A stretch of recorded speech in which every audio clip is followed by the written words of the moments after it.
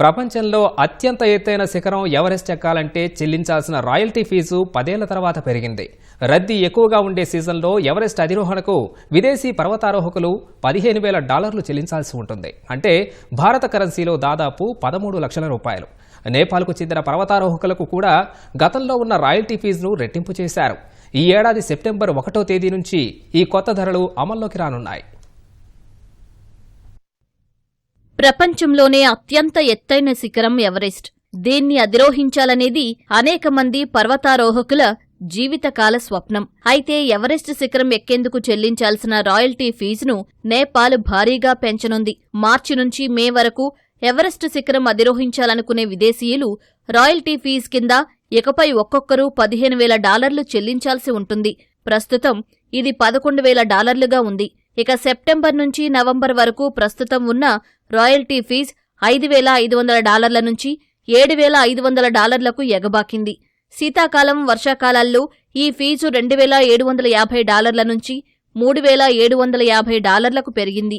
ఈ ఏడాది సెప్టెంబర్ 1వ తేదీ నుంచి కొత్త రాయల్టీ ఫీజులు అమల్లోకి రానున్నాయి. నేపాల్ పర్వతారోహకులకు శరత్కాలంలో రాయల్టీ ఫీజును రెట్టింపు చేశారు. ఇది నేపాలీ కరెన్సీలో 75,000 నుంచి 1,50,000కు పెరిగింది.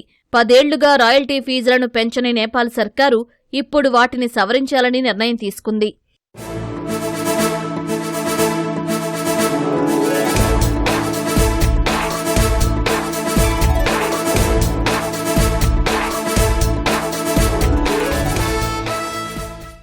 ఎవరెస్ట్ శిఖరాన్ని అధిరోహించాలంటే ఇచ్చే పర్మిట్ గతంలో 75 రోజులకు ఉండగా ఇప్పుడు 55 రోజులకు కుదించారు.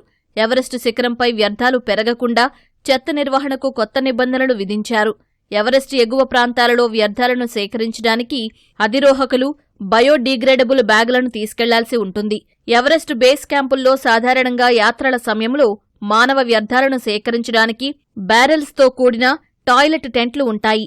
అయితే హయ్యర్ క్యాంపుల్లో కొన్ని ఏజెన్సీలు మాత్రమే ఇలాంటి సౌకర్యాలను అందిస్తాయి. అందుకే బయోడీగ్రేడబుల్ బ్యాగులను పర్వతారోహకులు తీసుకెళ్లాల్సి ఉంటుంది. అనుమతించిన వస్తువులను మాత్రమే పర్వతారోహకులు ఎవరెస్టుపైకి తీసుకెళ్లాల్సి ఉంటుంది.